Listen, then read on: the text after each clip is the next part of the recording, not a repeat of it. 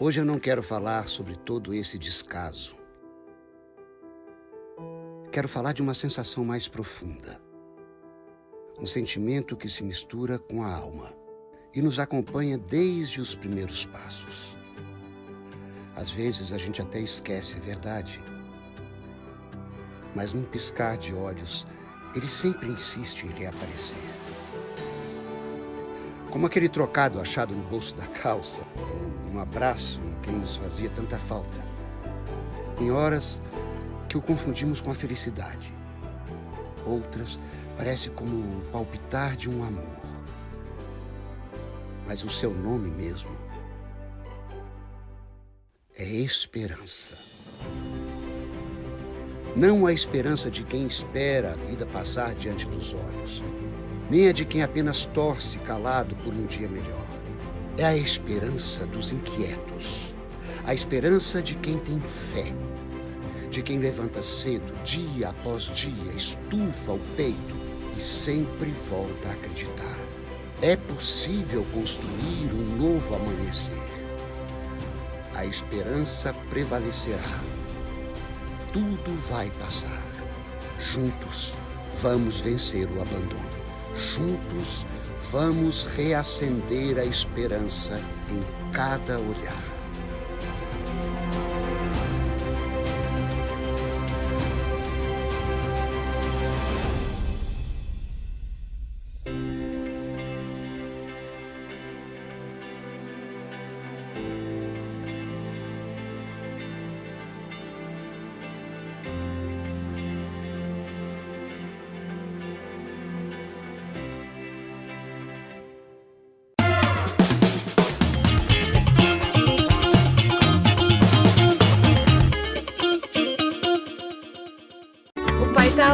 E a TV PT também. Não tá sabendo? É só entrar no YouTube, pesquisar PT e clicar em se inscrever. Pronto! Todo dia tem conteúdo novo antenado com o que acontece no Brasil e no mundo. São programas, entrevistas, debates e muita política. Curta, compartilhe e ative o sininho para receber as novidades. TV PT, em sintonia com o Brasil, em sintonia com você.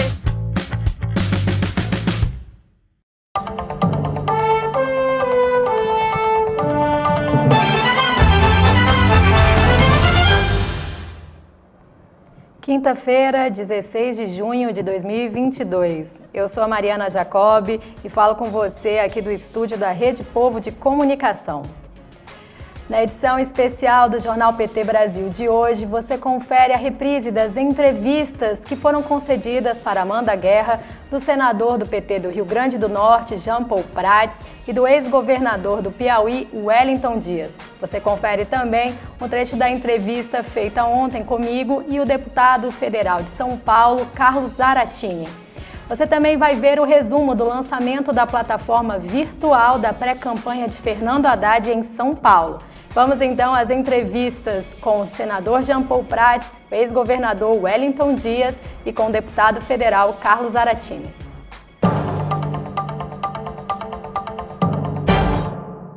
A gente continua falando aqui da crise energética, do desmonte, do setor de energia no Brasil, mas agora com o senador pelo PT do Rio Grande do Norte, Jean Paul Prats. Bom dia, senador, bem-vindo mais uma vez ao Jornal PT Brasil.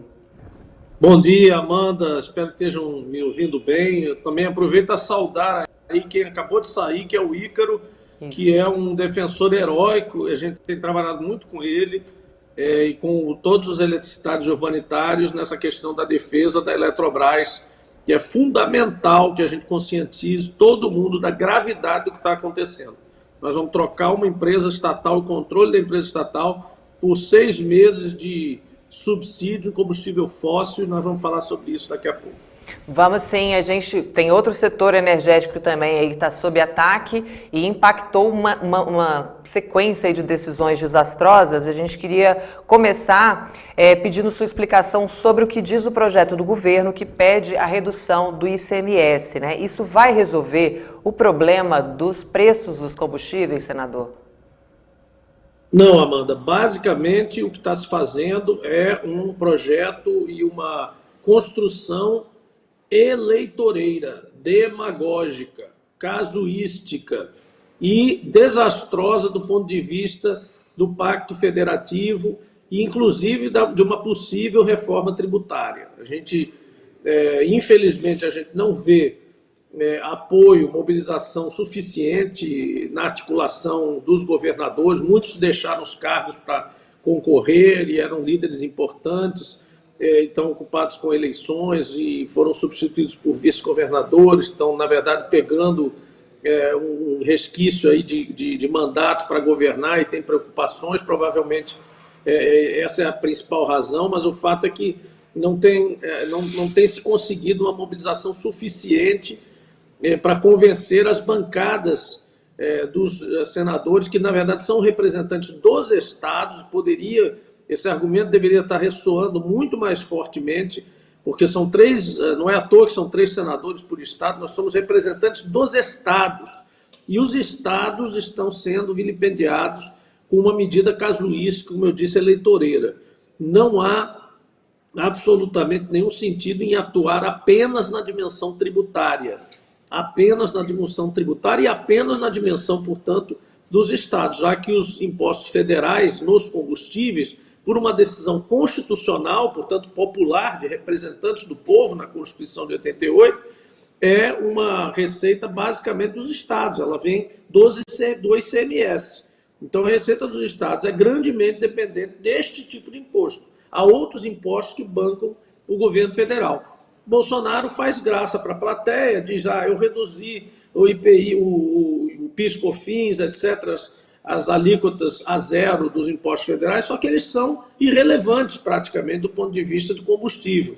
A grande parte da tributação do combustível é dos estados, e esse foi um acordo, democrático do Brasil. É assim que funciona o Brasil. Há impostos que incidem em determinadas áreas que vão para o estado e outros que incidem em determinadas outras áreas que vão para o governo federal. Aqui o que Bolsonaro tenta o tempo todo, reiteradamente, voltar com a história de a culpa não é minha, a culpa é sempre dos outros, e colocar nos governadores, no ICMS, na tributação dos estados, a culpa pelo combustível ou pelo preço de combustível alto. Ora, se você tem aí 18 meses de completa inércia do governo federal em fazer algo estruturante, algo de fato que resolva esse problema, que é basicamente a nossa sujeição à variação internacional em dólar e em tempo real do preço do petróleo lá fora, provocado, ainda piorado pelo fato de nós aplicarmos paridade de importação, ou seja, como se nós estivéssemos importando 100% do petróleo para as nossas refinarias e, pior, não tivéssemos nenhuma refinaria, ou seja, estivéssemos importando diretamente todo e qualquer combustível derivado de petróleo, como se a gente não tivesse absolutamente nenhuma produção doméstica. Então, é de uma gravidade muito severa, principalmente porque essa última medida agora, altera o Código Tributário Nacional, portanto passa a ser uma modificação permanente. Nós como Partido dos Trabalhadores, sempre fizemos a defesa da redução da tributação indireta, mas absolutamente não dessa forma. De uma forma casuística, imediatista e basicamente demagógica e eleitoreira, porque não vai resolver, No primeiro aumento que a Petrobras der, que já está com preços defasados em relação à regra deles, que é a regra do PPI, acaba essa diminuição alegada por essas diminuições de impostos. E, no entanto, o efeito para os estados é terrível. Você tem aí efeitos da ordem de 70, 90 bilhões de reais anuais para os estados. Significa afetar o hospital regional, o hospital estadual, a escola, a segurança pública. E aí o cidadão que defende o Estado mínimo, depois vai para a rua, é assaltado, olha aí, não tem dinheiro para segurança, o Estado é incompetente, a escola estadual tem que ser privatizada porque é ruim, o hospital não funciona, porque esse que está praticando esse governo, e Paulo Guedes é mestre nisso, é o Estado mínimo por sufocamento. Tira o dinheiro do Estado e aí depois reclama que o Estado não funciona. O governador da Bahia, Rui Costa, ele deu um exemplo também muito didático nessa semana sobre essa questão do ICMS. Ele falou que na Bahia, desde novembro, se eu não me engano, do ano passado, o ICMS estava congelado, E o diesel estava custando R$4, hoje está custando R$7. Então ele falou que mágica vai ser essa, realmente não resolve.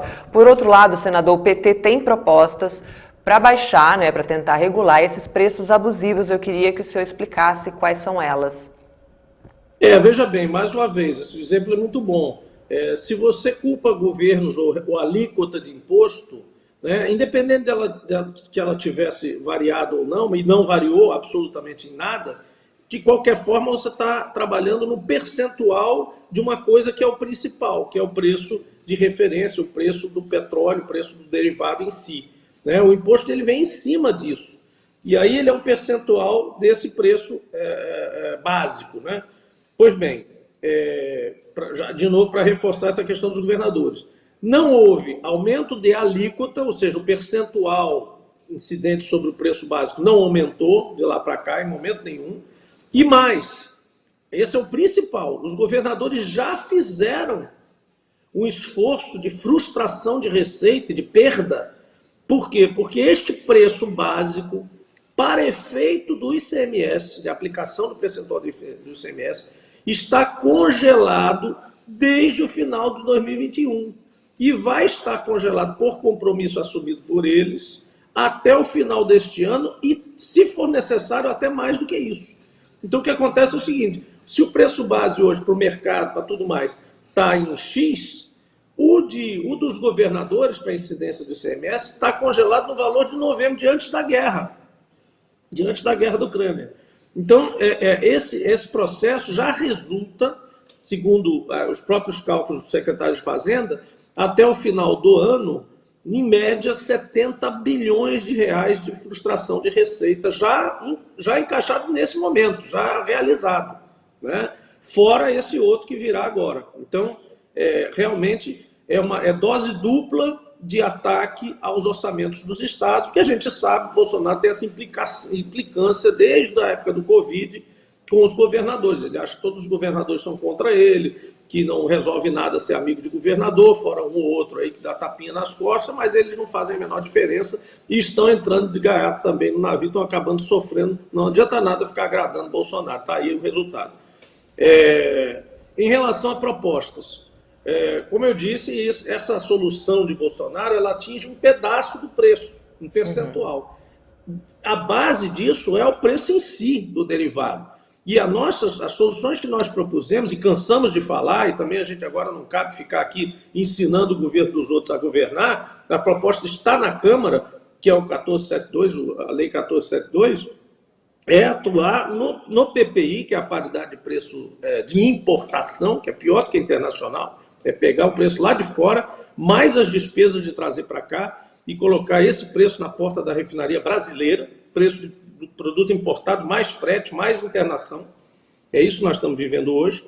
E atuar nisso, nessa política de PPI. Então, o PL 1472, ele justamente estabelece num artigo lá genérico que a política de preços no Brasil tem que incorporar como elemento os custos internos de produção. Portanto, ela obriga qualquer governo, essa lei, se passasse, obrigaria qualquer governo a trabalhar com os custos internos como elementos de preço.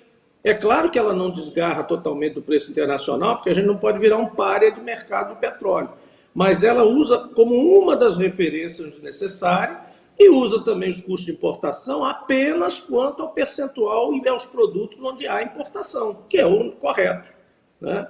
Pois bem, outra coisa que a gente propõe é uma conta de estabilização e um sistema de bandas. Essa conta de estabilização entra apenas no momento em que o petróleo lá fora sai de um determinado limite comportado, né, e aceitável, né, de preço internacional. Quando ele pica, que ele vai lá para cima, de alguma forma, essa conta de estabilização entra para compensar, né, de alguma forma, e reduzir aquele impacto mais alto, mais gritante, do preço no mercado interno. Há uma forma de alimentar essa conta, inicialmente, depois ela passa a se autoalimentar com períodos de baixa, mas quando não tem saldo, nós pegamos dos dividendos da Petrobras, dos lucros extraordinários que a Petrobras ofere justamente nos períodos de alta excepcional do preço do petróleo, e do próprio governo federal, que também lucra excepcionalmente com royalties, participações governamentais, impostos sobre atividade de petróleo,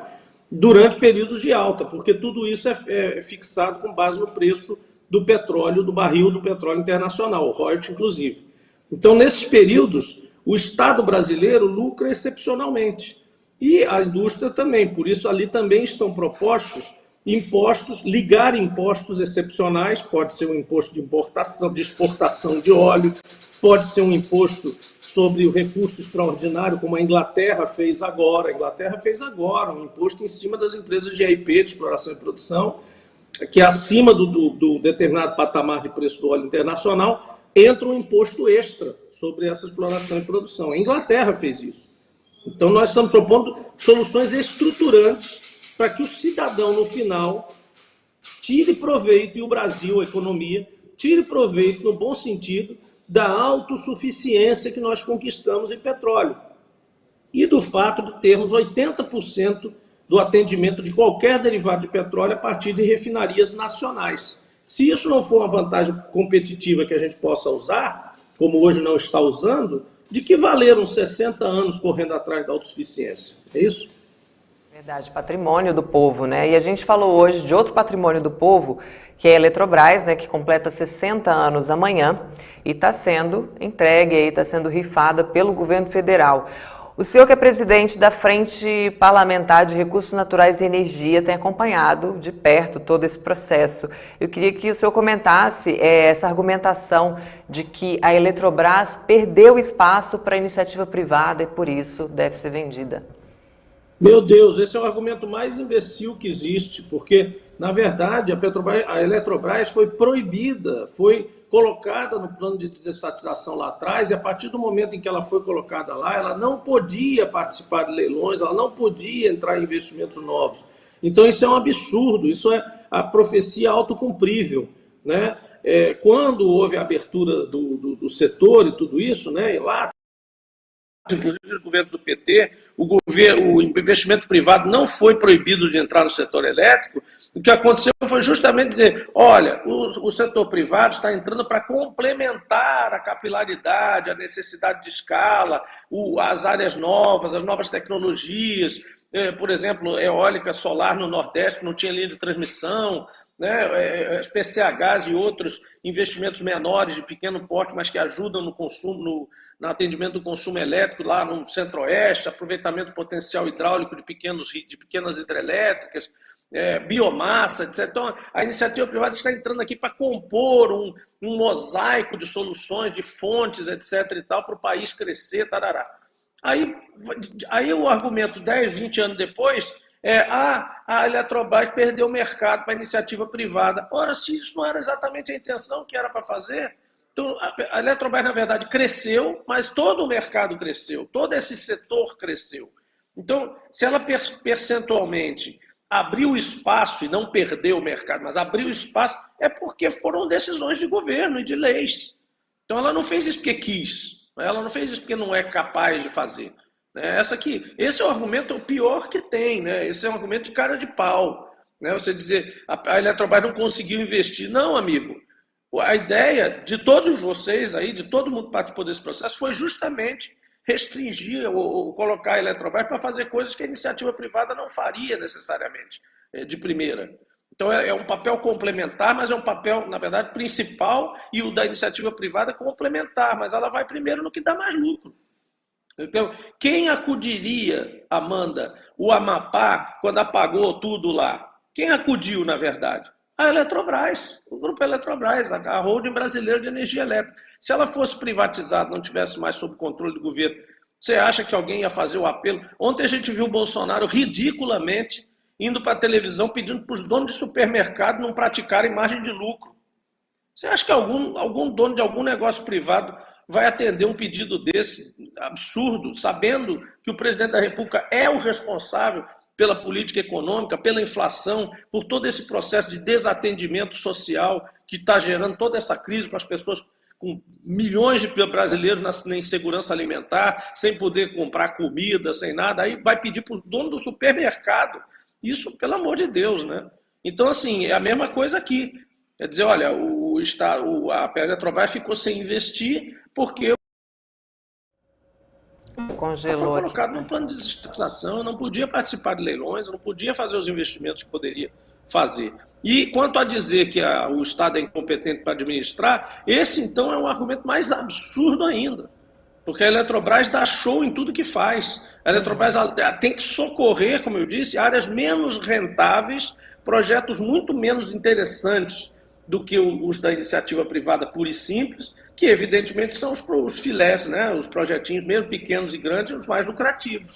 A Eletrobras faz o papel de preencher essas situações, e por isso que ele diz que elas são essenciais, tanto Petrobras como Eletrobras, justamente porque elas fazem essa amálgama, elas são o ambiente, praticamente elas compõem o ambiente, inclusive dos investimentos privados. E cumprindo, né, essa função de uma estatal. Senador, eu queria mudar um pouquinho de... o senhor pode botar um fone? Ótimo. Fone. Se eu botar um fone, a gente consegue falar. Tá me ouvindo? Estou ouvindo. Aí, perfeito. Porque mudou um pouquinho o canal do áudio aqui do senhor. Você queria mudar de assunto? Isso. Pronto. Queria mudar de assunto aqui rapidamente, para aproveitar aqui a sua presença também, porque tem uma previsão de uma agenda do presidente Lula no Rio Grande do Norte. Eu queria que o senhor comentasse aí como é que está a expectativa dessa passagem do Lula pelo Estado. A expectativa é a melhor possível, né? A gente não tem ainda o detalhamento da agenda, é uma presença curta, mas o Rio Grande do Norte ama Lula, né? As pesquisas indicam com uma superioridade esmagadora da candidatura de Lula no Estado. O Rio Grande do Norte recebeu muito investimento, o Rio Grande do Norte se beneficiou muito dos governos do PT, o Nordeste como um todo foi muito atendido, priorizado, eu não digo favorecido, porque não existe favorecimento nesse caso. O que existe é a preocupação de diminuir as diferenças, da mesma forma que nós pensamos sempre em diminuir diferenças sociais individuais, também no coletivo há estados que são menores, que têm uma economia baseada em 2 ou 3 itens, às vezes por questão até da imposição e do crescimento da economia dos estados vizinhos, e o Rio Grande do Norte é um desses estados. Então, é um estado que contou, né, com muita ajuda e muita alavancagem nos governos de Lula, na infraestrutura, na atração de investimentos e de turismo, no investimento direto, na questão da estruturação da nossa agricultura familiar, né, que hoje é muito importante, é um estado pequeno, portanto, muito apto, né, a desempenhar as atividades agrícolas de pequenas propriedades, né? Depois tivemos todo o desenvolvimento do ciclo de energia eólica, que é energia renovável, né, vinda do vento, do sol também, energia solar agora. Os leilões federais ajudaram muito esse processo a acontecer. Então, assim, há uma expectativa muito, muito bacana da vinda de Lula ao Estado. Vamos recebê-lo com muito carinho e é assim que a gente tem feito ao longo do tempo. Ele já fez várias viagens, inclusive uma vez com a caravana, né, com ônibus andando pelo interior, onde ele foi obrigado a parar várias vezes em lugares que não estavam programados, porque as pessoas vinham para a estrada, né, cumprimentar e tratar de vê-lo. Então, acho que vai ser uma experiência interessante para ele agora retomar o contato com o povo do Rio Grande do Norte. Com certeza, a gente mostra tudo aqui no jornal. Obrigada demais pela sua participação, pela sua contribuição aqui na edição de hoje. Bom dia. Obrigado, Amanda. Bom dia a todos e todas aí. A gente conversa agora com o ex-governador do Piauí, Wellington Dias. Bem-vindo mais uma vez aqui ao jornal PT Brasil. É um prazer muito grande, estou muito feliz de estar aqui. Eu quero começar aqui me desculpando, eu tinha programado da gente estar ontem, sei que vocês anunciaram, da gente fazer um bate-papo aqui no dia de ontem, mas eu estava brincando, eu estava com doença de menino, doença de criança, com problema na dor de dente. Oh, espero que o senhor esteja melhor. Tive que cancelar toda a audiência, todas as agendas pela manhã, para cuidar, vou ter que fazer uma cirurgia amanhã, inclusive.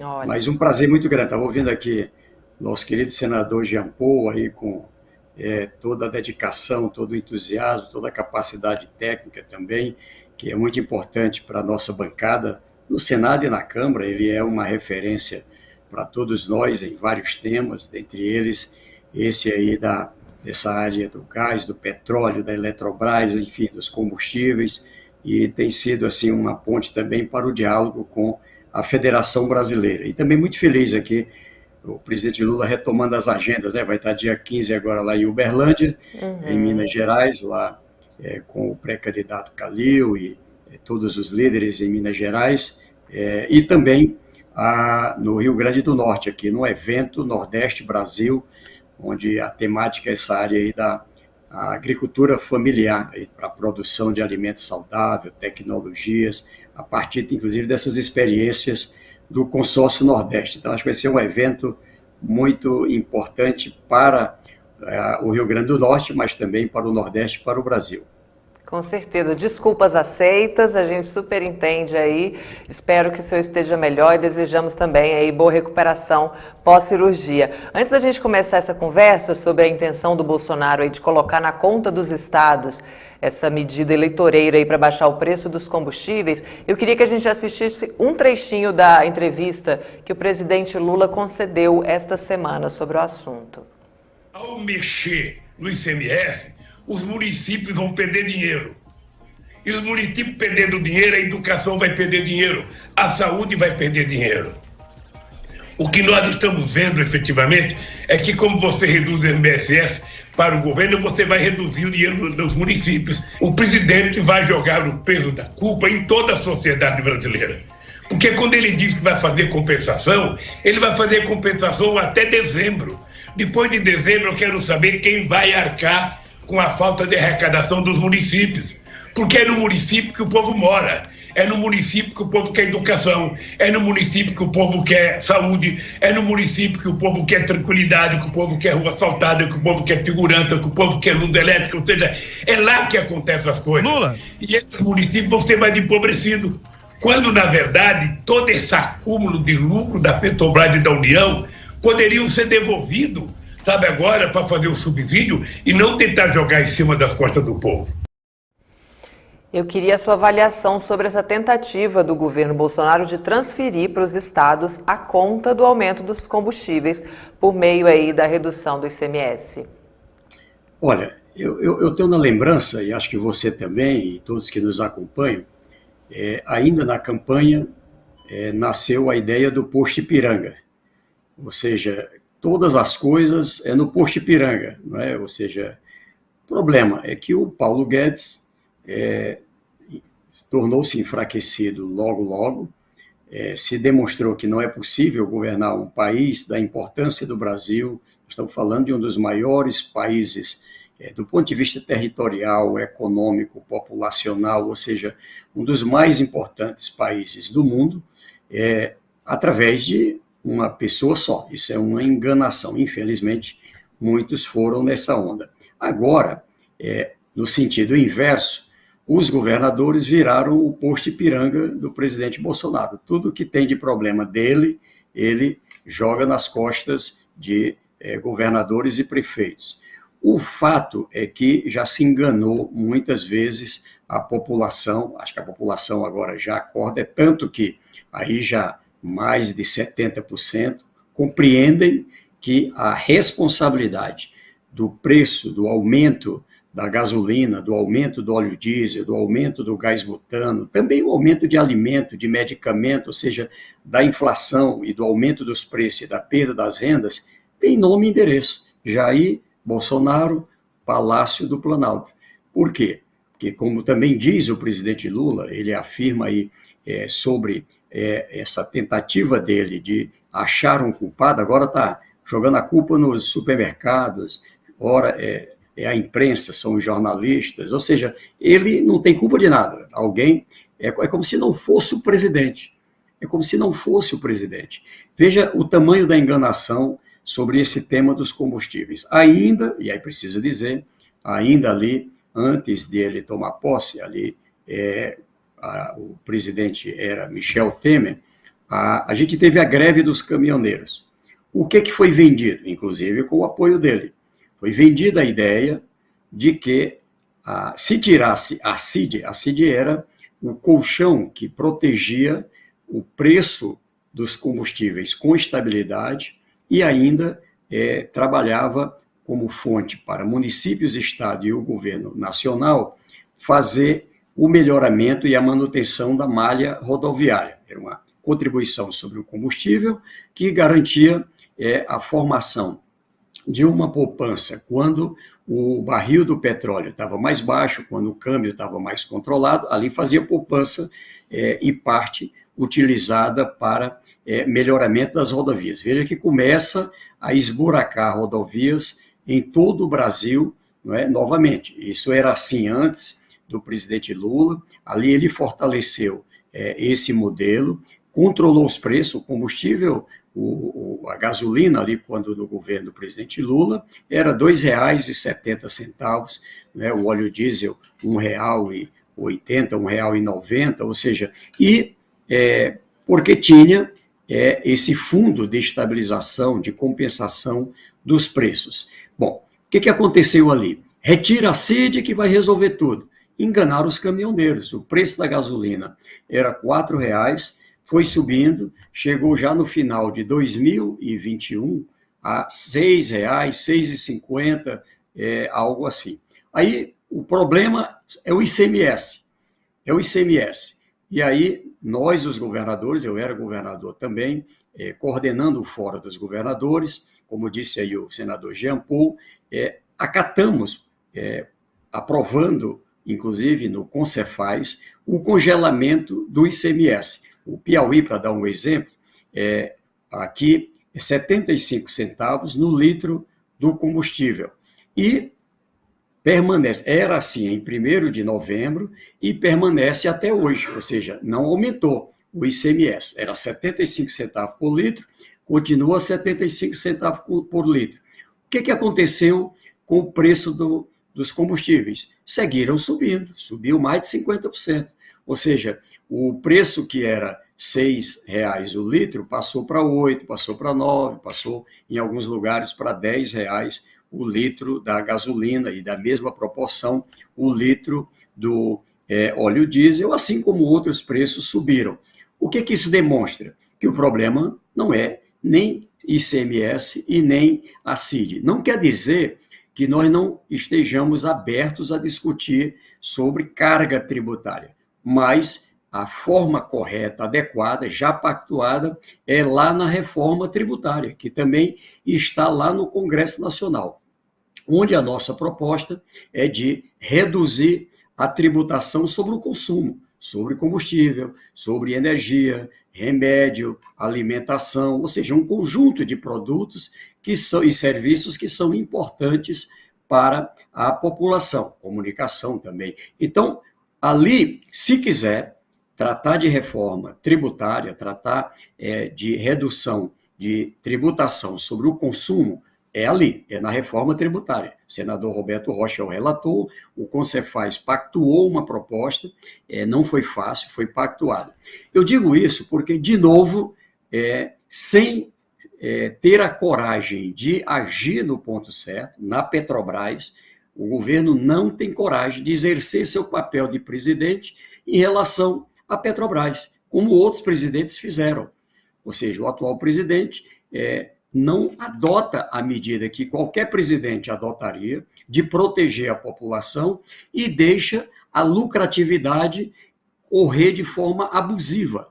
Veja, a própria Petrobras previa um lucro de mais ou menos 35 bilhões em 2021, que já é um lucro gigante para um momento de crise, de pandemia, enfim, de desemprego, de fome que vive o Brasil. E aí, o que aconteceu? Esse lucro em 2021 foi 106 bilhões de reais. O dinheiro que é arrancado do bolso de quem abastece sua moto, quem abastece seu veículo, o dono ali de um trator que está trabalhando na agricultura, alguém ali das empresas de ônibus, ou seja, ali tira do bolso da população, dos empreendedores, para colocar no lucro da Petrobras. Quando a gente fala Petrobras, quem é que está ganhando? Primeiro, o senhor Jair Bolsonaro, é a União. Ou seja, desses 106 bilhões, aproximadamente 45 bilhões é lucro líquido lá para ele. Ou seja, ele está lucrando com a desgraça dos outros. Essa é que é a realidade.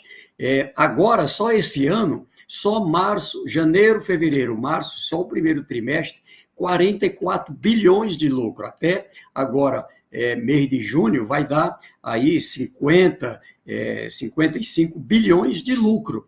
Então, isso que disse o presidente Lula.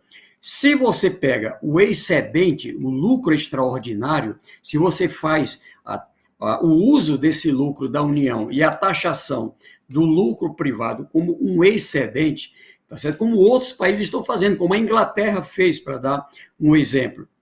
O que você vai ter? Vai ter um fundo, a gente está defendendo, está aí uma proposta para fazer o Fundo de Estabilização e Compensação sobre combustíveis, e pode se estender para outros fatores, de um lado, com esse lucro excedente, esse lucro extraordinário, e também com a taxação da exportação de petróleo. O Brasil, ele graças ao investimento que o presidente Lula fez no pré-sal, a presidenta Dilma, o Brasil é autossuficiente em petróleo.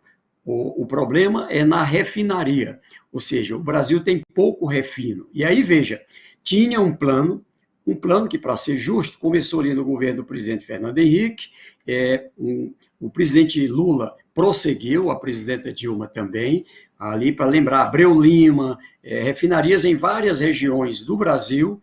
Para quê? Para garantir que o Brasil fosse autossuficiente em petróleo e também em gasolina e em óleo diesel produzido no Brasil, para não depender da compra de outros países. Hoje o Brasil tem cerca de 400 empresas que foram estimuladas à importação de gasolina e de óleo diesel. Isso faz uma vinculação do preço brasileiro ao preço internacional. Então, veja, é preciso, no longo prazo, isso aqui demora 3, 4, 5 anos, a retomada e estímulo e ampliação de refino. Por quê? Porque o Brasil tem uma condição de custo do refino mais barata do que outros países. Então, garantindo o refino de petróleo, a produção de gasolina e de óleo diesel no Brasil, o preço aqui é mais barato. Aliás, basta levar em conta esse preço interno, que é em torno de 50%, 60% do que consumimos aqui, já dá para dar uma queda no preço do próprio barril. Então, o governo tem que decidir. Eu quero baixar, um presidente da República de vergonha, de coragem, com compromisso com o povo, tomando a decisão, eu quero baixar o preço da gasolina, eu quero baixar o preço do óleo diesel e de outros. Ele faz isso sem precisar de nada mais, uma medida interna. Ele garante ali uma compensação. Eu quero baixar R$1 por litro de gasolina. O litro custa R$ 8,50 e eu quero agora que seja R$ 7,50. Ele basta ali criar ali o fundo de estabilização, coloca um desconto, não é, lá no posto do combustível, ali coordenado através das distribuidoras, e no outro dia você tem o preço rebaixado, como já se fez até ali o governo da presidenta Dilma. Isso foi criado no governo do presidente Fernando Henrique, esse modelo. O presidente Lula melhorou essa sistemática e, infelizmente, o que eles fizeram? Acabaram. O que está por trás disso, eu encerro aqui, é estímulo para a privatização da Eletrobras e da Petrobras. Retirar o ICMS, que, na verdade, é retirar, do jeito que está aí, 21 bilhões do Fundeb, da educação, 11 bilhões do Fundo de Saúde, está tirando dinheiro aí que é do Fundo de Combate à Pobreza, é isso mesmo, tirar dinheiro da parte de serviços que municípios e estados prestam, de segurança, de cultura, de esporte, não é, de abastecimento d'água, um conjunto de serviços que estados e municípios têm a responsabilidade e custeiam de onde? Desse recurso do ICMS. Na hora que tirar da forma como está colocado, nós vamos ter uma situação de desorganização de serviços, da educação, da saúde, de segurança social, de cultura, ou seja, é isso que o Brasil quer? Com certeza não. O Brasil quer, e os governadores, eu sou testemunho disso, e os prefeitos e lideranças de juízo dentro do Congresso Nacional, que estão fora dessa demagogia barata, defendemos, sim, redução do preço dos combustíveis, mas fazer com o fundo de estabilização e compensação, porque é isso que dá resultado. É isso. Outra coisa também, por outro lado, o Bolsonaro tenta um acordo com os governadores, né, prometendo aí uma PEC que compensaria essas perdas. Qual é o tamanho dessas perdas, né? Se esse impacto aí da vida, que vai ter na vida das pessoas, o senhor citou aí o Fundeb, educação, dá para confiar nesse tipo de promessa ainda do Bolsonaro? De onde vai vir esse dinheiro? Já é uma mentira na oficialização. Ou seja, do jeito que mentiram para os caminhoneiros lá na época da CID e o combustível aumentou, mentiram de novo no ICMS em 2021 e o combustível seguiu aumentando. Então, mentiram de novo. Não tem essa compensação. Também é preciso aqui, cada governador, governadora, cada prefeito, prefeita, cada um dos que estão no sistema de educação, de saúde social, os conselhos, é preciso saber que estão sendo enganados. Ou seja, na verdade, ele vai tirar dinheiro do Fundeb, vai tirar dinheiro do Fundo de Saúde, vai tirar dinheiro de várias áreas essenciais ao povo e não haverá a compensação prometida. Por quê? Ele está dizendo que vai compensar sempre que cair 5% do total das receitas, e as receitas, na verdade, por conta da inflação, não é porque está aumentando a receita, está aumentando para os estados também. De um lado a receita, mas aumenta a despesa, porque aumenta pela inflação. O estado sofre com a inflação que nem os municípios, que nem a população, que nem os empreendedores. O Estado, cada um dos estados, Distrito Federal, cada um dos municípios, também consomem combustíveis, também pagam transporte escolar que usa combustíveis, também compram alimentação para os hospitais, para a área da segurança, para a área da merenda escolar, ou seja, os estados e municípios também têm o mesmo efeito. De um lado, sobe o preço, por isso que sobe aqui a receita do ICMS, mas também sobe a despesa. Então, o que eu estou lhe dizendo é que a regra que é colocada é uma regra falsa, como disse o senador Jean Paul. Ela é uma enganação, ela não compensa. Na prática, é uma medida inconstitucional. Já tem uma decisão do Supremo, lá num caso concreto de Santa Catarina, queriam fazer a mesma coisa, e o Supremo disse que tem que cumprir regra constitucional. O Brasil é uma federação, o Brasil tem a União, que tem suas receitas, os estados que têm liberdade com suas receitas, e os municípios também. Imagine se um ente da federação puder desorganizar o outro. É isso que o presidente Jair Bolsonaro está querendo. Imagine se o Estado puder, através da Assembleia Legislativa, alterar a política do IPTU, a política do ISS dos municípios. Imagine, cada Assembleia Legislativa adotando uma medida de acabar com o ISS, com o IPTU lá dos municípios. Desorganiza os municípios. Numa medida política, porque os prefeitos são meus adversários, por causa das eleições, imagine se fosse possível. A Constituição brasileira, para evitar isso, cada um no seu quadrado. O Brasil é uma república federativa que tem a sua independência. O que ele diz? Qualquer medida relacionada à tributação de estados e municípios pelo Congresso Nacional tem que ter um estudo dos efeitos, tem que ter, a partir desses estudos, uma organização que seja pactuada, que seja aprovada no colegiado, que é o CONFAS, um colegiado tripartite, e tem que, em alguns casos, ser submetido às Assembleias Legislativas. Cito um exemplo, a Lei Candir. O Brasil, lá num determinado momento, queria estimular exportação. Para isso, queria reduzir tributos sobre produtos da pauta da exportação. O que o Brasil fez? Criou o fundo com a Lei Candir, com a chamada Lei Candir.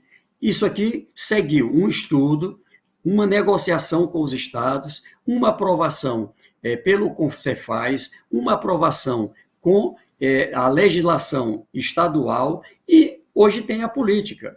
Então, não tem segredo, é assim que diz a Constituição. Então, fazer diferente disto não é constitucional, é inconstitucional. É tanto que, nesse caso concreto de Santa Catarina, o STF anulou e jogou para entrar em vigor em 2024, para daqui até lá cumprir a regra constitucional. Ou seja, de novo, é uma enganação.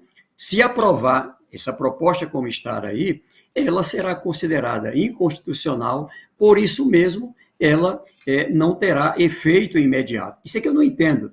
Ou seja, como é que a gente tem um presidente da República que prefere confronto, não é? Querer jogar o povo contra governadores, contra prefeitos, fazer mais uma enganação e não garantir uma solução concreta que está nas mãos dele, nas mãos com fonte da Petrobras, da taxação da exportação de petróleo, ou seja, tem uma proposta pronta e não vota, e prefere ir para um caminho, não é, que não dá resultado. Eu fico, sim, realmente sem compreender. Mas como é um presidente que não tem plano para nada mesmo, qual é o plano para a educação? Não tem. Qual foi o plano para a pandemia? Não tinha. Qual é o plano para a segurança? Não tem. Qual é o plano para qualquer coisa? Não tem. É como se não tivesse presidente. Essa é a realidade dura do Brasil. Por isso, a inflação perdeu o controle, o preço de tudo está subindo, os juros subindo, ou seja, e o povo sofrendo, a fome aumentando, a renda baixando, o desemprego crescendo, o emprego informal está aí divulgando que agora é 11,5% a taxa de desemprego. Outra mentira, quando a gente soma desemprego com subemprego, ou seja, aquele emprego que tem um dia e outro não, o diarista, isso aqui chega a quase 40% da população brasileira. 33 milhões na fome. É essa a realidade lamentável do Brasil. Por isso que o povo deposita tanta esperança aí no pré-candidato a presidente Lula, Geraldo Alckmin. É isso, e falando também em pandemia, foi um outro momento aí que a gente viu essa autonomia de estados e municípios salvarem vidas, né? Faber 15 comenta aqui que os governadores tiveram que enfrentar sozinhos o vírus e a ira das pessoas contrárias às medidas restritivas. Entre essas pessoas, o próprio presidente da República. O senhor foi coordenador do Consórcio Nordeste, durante a pandemia conduziu, né, essa resistência aí ao negacionismo do governo Bolsonaro. Por isso, o senhor e os demais governadores e prefeitos foram atacados simplesmente por tentar salvar vidas. Esse movimento do Bolsonaro em relação aos combustíveis seria aí uma espécie de perseguição, de revanche? Sem nenhuma dúvida. Na verdade, o presidente, que é incompetente, é incapaz de ter sensibilidade, é incapaz de apresentar uma solução concreta para o povo, prefere o caminho fácil de achar um culpado. Quem é o culpado? São os governadores, são os prefeitos. O culpado é sempre um posto de piranga por lá, como eu disse. Agora, a culpa é dos supermercados. É claro que tem que acompanhar com os órgãos de controle, não é? O controle dos preços. Tem um posto de combustível ali abusando no preço, tem que agir. Tem um supermercado abusando, tem que agir.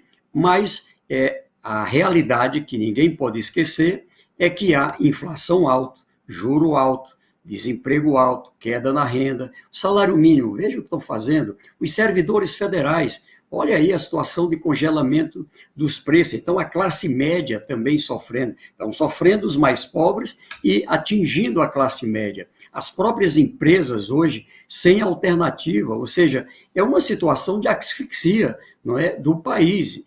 E na pandemia não foi diferente. Eu estava com a confiança dos 27 estados brasileiros na coordenação do Fórum dos Governadores do Brasil e também na presidência do Consórcio Nordeste, e ali foi um enfrentamento. A gente precisava comprar medicamento e ali não tinha o apoio do governo federal, precisava garantir a compra de vacinas, né? Olha a dureza que foi, o tamanho do atraso que colocou o Brasil nessa área das vacinas. Nós estamos aí na casa de 670 mil óbitos do Brasil, e quando a gente olha o que aconteceu no Piauí, no Maranhão, no Nordeste, por exemplo, que minimamente seguimos aqui a ciência, aqui abraçamos a ideia de seguir a ciência.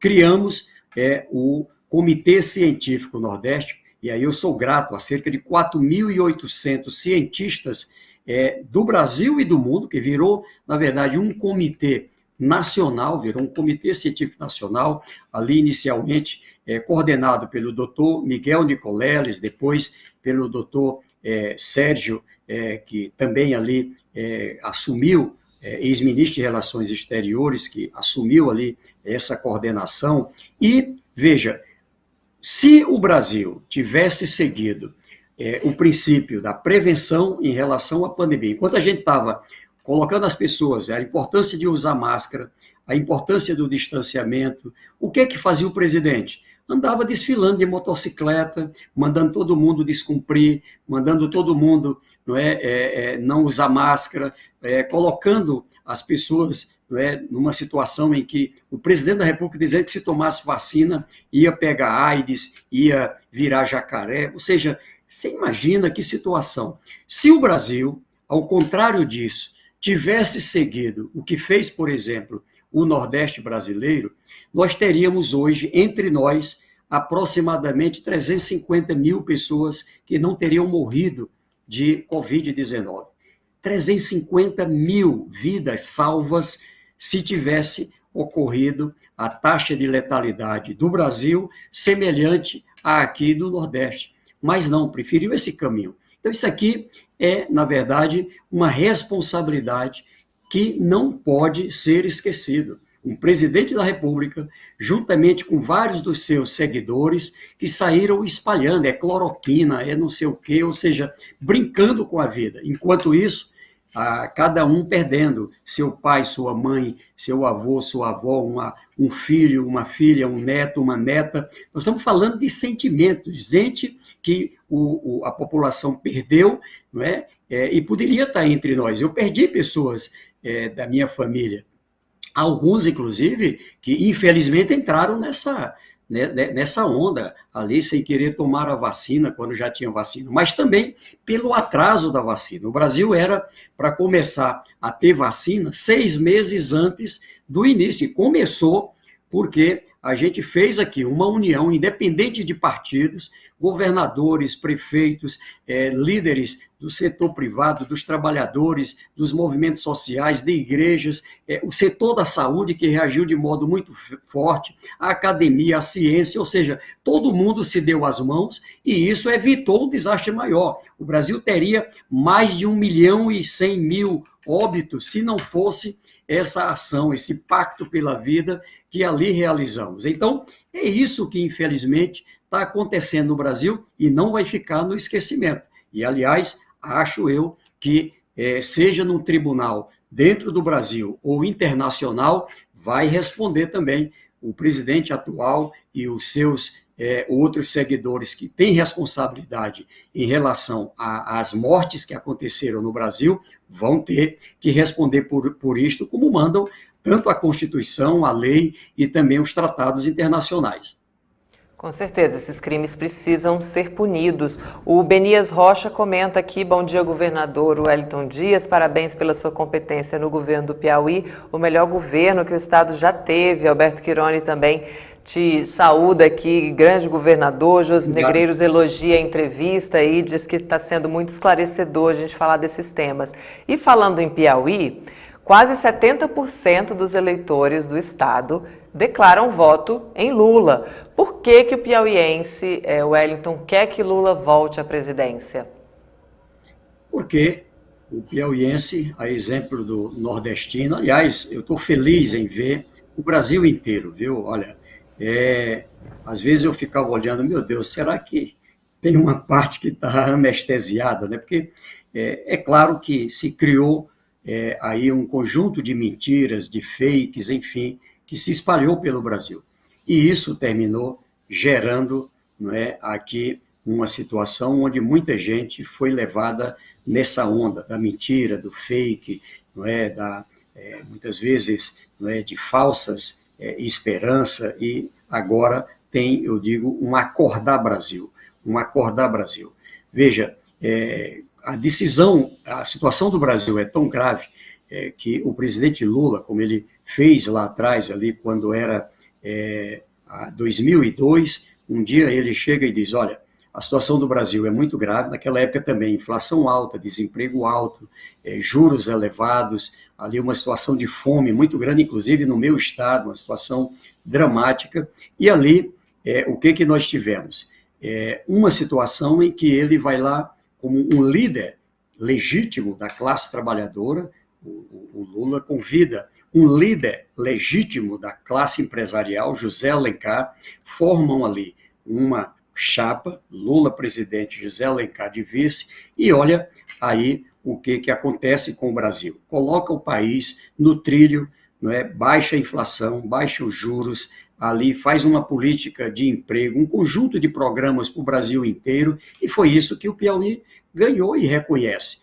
Nós, os piauienses, os nordestinos, mas eu digo, cresce no Brasil, porque eu vejo agora também a região sudeste, São Paulo, Minas, Espírito Santo, Rio de Janeiro, a região sul já a pré-candidatura Lula-Alckmin, com maioria, já com a grande vantagem no Rio Grande do Sul, ali praticamente empatado no Paraná, ainda mais crescendo em Santa Catarina. Agora, a região norte, não é? Tocantins, Amazonas, Pará, Amapá, já com o povo com maioria pró-Lula, e ali o centro-oeste também já no empate técnico, a partir também do crescimento em Goiás, Mato Grosso do Sul, embora no Distrito Federal ainda haja uma diferença, ou seja, é o Brasil inteiro. Tanto que se a eleição fosse hoje, as intenções de votos apontam já uma condição de maioria no primeiro turno, um patamar do segundo turno de 2002. Eu estou, assim, achando que a população está, eu vou usar uma linguagem do Nordeste, está agoniada, está angustiada com o que acontece agora e quer resolver no primeiro turno, quer sair dessa situação, vamos dizer assim, de modo muito forte. Não é? Então, o que eu afirmo é que no Piauí, a gente tem esse reconhecimento. O Piauí era um dos estados, era o estado mais atrasado do Brasil. Doía muito para qualquer piauiense, quando a gente ia a qualquer estado e a pessoa perguntava, você é da onde? Eu dizia, olha, eu sou do Piauí. E, naturalmente, as pessoas diziam logo, Piauí, o estado mais pobre do Brasil. Hoje ninguém pode mais dizer isso. Nós tínhamos um índice de desenvolvimento humano, o IDH, de Serra Leoa, era 0,4. Muito baixo desenvolvimento na educação, que era 0,3, quase todo mundo analfabeto, com baixa escolaridade, a média de escolaridade era 5,6, 5 anos e 6 meses aproximadamente, agora ultrapassando de 10 anos na média de escolaridade. Saímos de 400 mil pessoas com ensino médio para cerca de 1.350.000, 1.400.000 com ensino médio. Um estado brasileiro que tem ali já no primeiro ano do governo do presidente Lula, implantamos ensino médio em todos os municípios. Isso era sair de 60 municípios aproximadamente para 224. Então era uma mudança forte.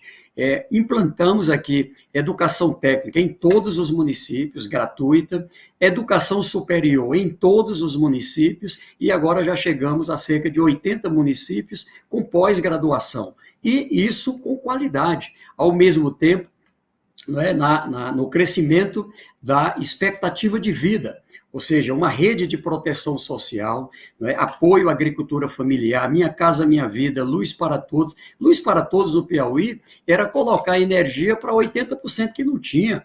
Hoje, faltando aqui 16 mil residências para chegar todas com energia, aproximadamente 800 mil pessoas com energia, água para todos, o ProUni, o programa de descentralização dessa área da saúde, a presença de hospitais de alta complexidade, que só tinha na capital Teresina. Hoje temos 8 regiões de saúde com elevada capacidade de alta complexidade e mais 32 regiões de saúde no estado. Então, e por isso que fez a diferença no momento da pandemia, você poder ter a condição de um atendimento como esse. E ainda na renda. A renda per capita do Piauí era muito baixa. Nosso PIB era 7,4 bilhões por ano, agora chegando a 60 bilhões por ano. É o terceiro em energia solar. Eu vi aí o Rio Grande do Norte, aí, que é nosso campeão em energia eólica, o Piauí o terceiro em energia solar e o quarto em energia eólica, mas também na produção de alimentos, de fruticultura, comércio atacadista, varejista, turismo, não é? Regiões como Delta do Parnaíba, Parque Nacional Serra da Capivara, Quênio dos Vianos, ou seja, eu conto aqui para dizer que tudo isso está na memória do nosso povo.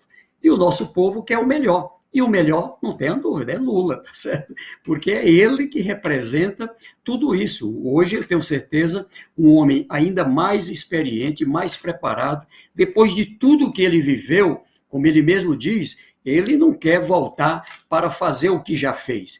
Lula, Alckmin querem voltar para fazer melhor. E é isso que o Brasil precisa, voltar a ter uma política de relações internacionais, de respeito, de soberania, de paz, ou seja, de relação de interesse de múltiplo, de via dupla, ou seja, nós queremos vender produtos do Brasil, mas queremos comprar, queremos aqui intercâmbio cambial, o apoio à ciência, o apoio, não é, à cultura, o apoio ao esporte. Então, é isso que a população do Piauí, e eu digo, não só do Piauí, do Brasil deseja. Se a eleição fosse hoje, nas intenções de voto líquido, daria em torno de 75%. O Bolsonaro no Piauí, como disse uma pesquisa essa semana, é 13%. Ou seja, ele aqui tem 13% das intenções de voto.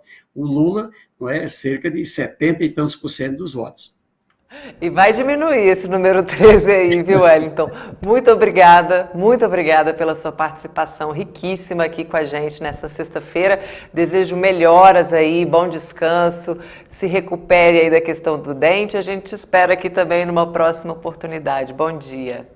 Bom dia, eu que agradeço. A gente está aqui em umas plenárias, são atos por democracia e proteção social. Eu estou, daqui a pouco, se eu estou aqui cuidando aqui do dente, para aguentar, eu estou indo ali agora para a região norte, municípios de Joaquim Pires, de Luzilândia, o nosso pré-candidato Rafael está ali na região de Parnaíba. Aqui ninguém descansa não, tá? Graças a Deus as coisas estão boas, mas trabalhando mais. A nossa governadora Regina fazendo um trabalho belíssimo, a primeira mulher governadora, não é, efetiva do estado do Piauí, uma quebradeira de coco que, pela educação, pelos estudos, tornou-se bancária, professor de francês na Universidade Federal, senadora, governadora do Piauí. Então, são histórias como essa que a democracia permite. Um filho de caminhoneiro como eu, não é, juntamente com um auxiliar de enfermagem, poder ser governador, ser senador, ou seja, então, não abrimos mão da democracia. E eu quero aqui dar uma mensagem, às vezes a gente fica transmitindo essa coisa, não vai ser um autoritário qualquer que vai alterar o Brasil. O Brasil tem uma Constituição forte, 3 poderes, 20 estados federados, uma democracia forte, e a democracia vai vencer. Tem mais de 80% que sabem a importância da democracia, outra parte não se pronunciou, um número pequeno aí que defende ditadura, mas nós sabemos, porque já vivemos ditadura, e queremos uma democracia ainda mais sólida. É esse o outro compromisso também, que representa esse campo democrático, onde Lula Alckmin tem aí um papel importante, fundamental. Muito obrigado. Obrigada. Manda um beijo para Regina, um abraço para o Rafael, diz que a gente está esperando ele aqui também para conversar com a gente no jornal. Obrigada, Wellington, bom dia. Abraço, bom trabalho.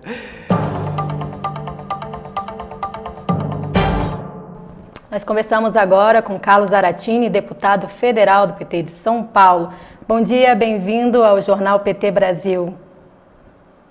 Bom dia, Mariana, bom dia a todos que estão nos assistindo. É um prazer a gente participar aqui do Jornal do PT. Quero já registrar os parabéns ao vivo. O senhor fez aniversário há poucos dias, então desejamos felicidades ao senhor. Obrigado. Bom, fim de mandato de governo Bolsonaro, mas Bolsonaro e Guedes têm insistido em privatizações, né, deputada? A gente viu a Eletrobras e agora também a Petrobras na lista, né, de estatais colocadas para entrega aí do patrimônio nacional. Eu queria ouvi-lo, a sua avaliação sobre essa entrega da soberania nacional na mão dos estrangeiros, essa condução desastrosa da economia por Bolsonaro e sua equipe. Olha, sobre essa questão das privatizações, o governo está correndo para entregar o máximo que puder até o dia 31 de dezembro, né?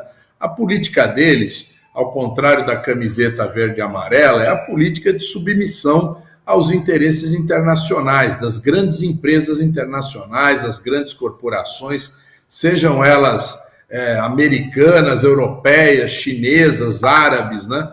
Então, a gente hoje está vendo isso resultar, né, numa desnacionalização da economia brasileira e, ao mesmo tempo, o país se transformar num país exportador de produtos primários, né, que agora se chamam commodities, né, mas são produtos agrícolas, produtos minerais, sem nenhum processo de industrialização.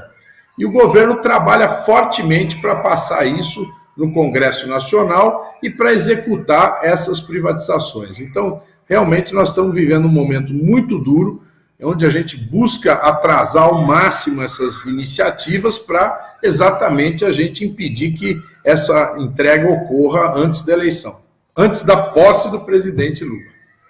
A gente tem uma entrevista do presidente Lula ontem na rádio em Minas Gerais e a gente queria exibir esse trecho para a gente comentar. Aí agora resolve privatizar a Eletrobras, dizendo o quê? Que vai ter mais empresa e vai baratear. Não vai baratear. A hora que privatizar a Eletrobras, não vai ter mais luz para todos. Porque nenhuma empresa, não tem empresário socialista nesse país que está disposto a fazer energia, ligação de graça na casa das pessoas. Não tem. Nós fizemos. Vão vender a Eletrobras, já querem vender a Petrobras, ou seja, gente, se não sabe governar, por favor, peço a conta e vou embora. E permita que alguém que sabe governar esse país, pensando no povo, governe esse país. Esse país não precisa passar pelo que está passando. Não precisa passar. É isso, né, deputada? A gente viu a fala do Lula, ouviu o senhor também. Como é que o senhor avalia? A gente consegue barrar esse retrocesso? O Congresso Nacional tem força para controlar e impedir esse andamento desse desastre? Olha, eu acho que algumas iniciativas do governo não vão adiante, né? Você vê essa da Eletrobras, eles vinham desde lá do início do governo, quando ainda era o Rodrigo Maia, o presidente da Câmara, que vem se trabalhando essa ideia de privatização da Eletrobras. Eles vieram conseguir agora, né, nesse último momento do governo. Agora eles estão encaminhando projetos de venda da PPSA, que é a companhia que controla os recursos do petróleo, né, que vem para o governo. Então, essa companhia é uma companhia que vale 300 bilhões de dólares. Eles querem vender a empresa exatamente para poder ficar com esse brutal recurso aí para pagar a dívida com bancos, né? Eles também estão tentando vender a Petrobras aos pedaços, né? Já privatizaram uma refinaria, que foi a Landulfo Alves, na Bahia, privatizaram a BR Distribuidora e a Transpetro, né? Mas, além disso, agora eles vêm falar em entregar o controle da Petrobras para o mercado. Eu acho que não vai haver tempo deles realizarem isso tudo. Eles não têm uma maioria para fazer isso no Congresso. Eu acho que o Congresso está, apesar do Centrão ter predominância, me parece que ainda não tem um consenso entre eles e o Centrão para avançar nessas pautas. É verdade, deputado. A gente sabe que a dolarização dos preços dos combustíveis tem sido aí responsável pela grande inflação, pelo aumento da carestia, pelo aumento da fome. Mas o governo federal tem usado várias justificativas. Disse que é a culpa da pandemia, disse que é por conta da crise, da guerra na Ucrânia e na Rússia. A gente tem aqui a matéria do PT Nacional dizendo: sem coragem para enfrentar o preço dos combustíveis, Bolsonaro mente para o povo. E eu queria ouvir do senhor, afinal, esses argumentos têm alguma base, algum rastro de verdade, ou é cortina de fumaça, porque o governo Bolsonaro realmente não consegue resolver, né, o problema dos combustíveis, não quer, e aí terceiriza a responsabilidade? Qual é a avaliação do senhor? Olha, na verdade, o governo Bolsonaro entregou o controle da empresa para os minoritários. Hoje prevalece a opinião e os interesses dos acionistas minoritários, que são acionistas, na sua maioria, de fora do Brasil. Então, o governo, como controlador da empresa, ele deveria, obviamente, realizar uma política que mantenha lucros, mas não lucros extraordinários, porque aí foge do objetivo desafiado. A empresa Petrobras foi criada nos anos 50 para garantir autonomia de combustíveis para o Brasil a preços módicos.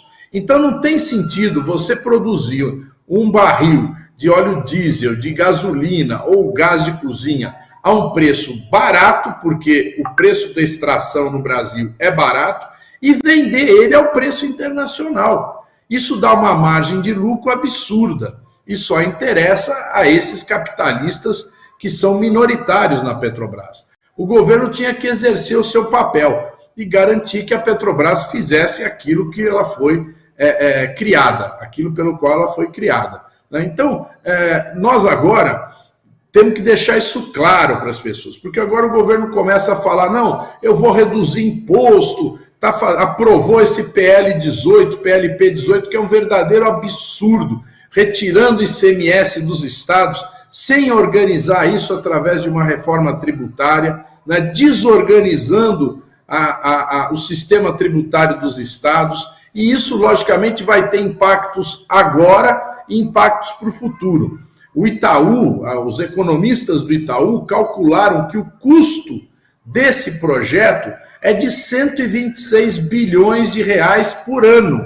Então, quer dizer, é renúncia fiscal. Daqui para frente, o governo federal e os estaduais abrem mão de 126 bilhões de reais por ano. Evidentemente, é uma política suicida que leva o país para o precipício. Verdade, deputada. A gente viu aí a batalha do PT durante o Congresso Nacional denunciando que esse projeto do ICMS não resolve, e agora a gente vê o governo federal dando voltas, tentando segurar o novo aumento do diesel, o novo aumento do gás, né, o novo aumento da gasolina. O senhor tem um projeto que foi aprovado, né, e a implementação ainda está bem devagar, para subsidiar o gás para os mais pobres. O auxílio gás, ou Vale Gás, que foi aprovado, um projeto de autoria do senhor, mas que a gente viu aí que ainda não chegou na ponta, né? O governo federal ainda não tem feito a implementação do projeto como deveria. Eu queria que o senhor falasse a respeito disso e também, na sequência, a gente comentar um pouquinho sobre São Paulo. Olha só, nós aprovamos o Vale Gás o ano passado, foi aprovado por unanimidade na Câmara e com apenas um voto contra no Senado, né? O presidente da República, politicamente, foi aconselhado pelos políticos a sancionar, até porque eles já previram que caso ele vetasse, o projeto seria derrubado. O nosso projeto prevê a distribuição do Vale Gás para 24 milhões de famílias. Aí o que a malandragem do presidente fez? Ele pegou, editou um decreto dizendo que devem ser priorizados as famílias de maior número de filhos, né? E reduziu o orçamento de forma que só essas famílias estão recebendo. Então, ao invés de 24 milhões de famílias, apenas 5 milhões e meio estão recebendo o Vale Gás hoje. Nós estamos lutando para ver se conseguimos ampliar isso daí. Agora mesmo, nessa discussão do PLP 18, nós tentamos incluir uma alternativa aqui na Câmara que propusesse ampliar para 11 milhões, garantir recursos para pelo menos 11 milhões. Mas, infelizmente, nós não conseguimos prevalecer nesse projeto. Muita batalha pela frente, né, deputado? É verdade. Com a perspectiva de vitória eleitoral em São Paulo, né, e quem sabe no Brasil, esperamos, como é que o senhor avalia que deve ser enfrentada a carestia no Brasil, o problema da energia, né, como o senhor imagina aí que um possível governo, tanto em São Paulo, do PT, ou um governo no Brasil também do PT, vai enfrentar esses desafios que o brasileiro tem enfrentado hoje? Olha, ganhar o estado de São Paulo para nós é aquele sonho, né? É o sonho, e a gente imagina o que vai ser possível fazer tendo um governo federal com Lula e um governo estadual com Haddad. O governo de São Paulo é um governo poderoso, tem muitos recursos, tem muitas formas de atuação, consegue incidir em todas as áreas da economia e do social. Então, se a gente puder fazer uma política de educação articulada com o governo federal, uma política de saúde articulada com o governo federal, investimentos em infraestrutura de forma articulada, nós vamos conseguir dar um grande salto no desenvolvimento do país e do estado de São Paulo. Então, isso vai ser muito importante. A outra questão, né, é que nós precisamos sair da crise. E sair da crise, a primeira medida que vai ter que ser tomada vão ser medidas no sentido de baratear o custo de vida da maioria do povo, né? Então, no meu modo de ver, a adoção de uma política de combustíveis que controle os preços é fundamental, né? É fundamental a gente ter uma política também de garantir estoques estratégicos para os principais produtos agrícolas, de forma que a gente possa controlar os preços através desses estoques. Então, eu acho que a gente tem que tomar uma medida emergencial no sentido de barateamento da vida do povo, né? E, obviamente, ao mesmo tempo, ou em seguida, a gente tomar medidas no sentido daquilo que o Lula fala, botar dinheiro no bolso do povo, porque o povo sabe gastar e desenvolve a economia. Então aí entra programas sociais que nós temos que melhorar, como eles criaram esse Auxílio Brasil, que é uma porcaria de programa, não tem fundamentação técnica nenhuma.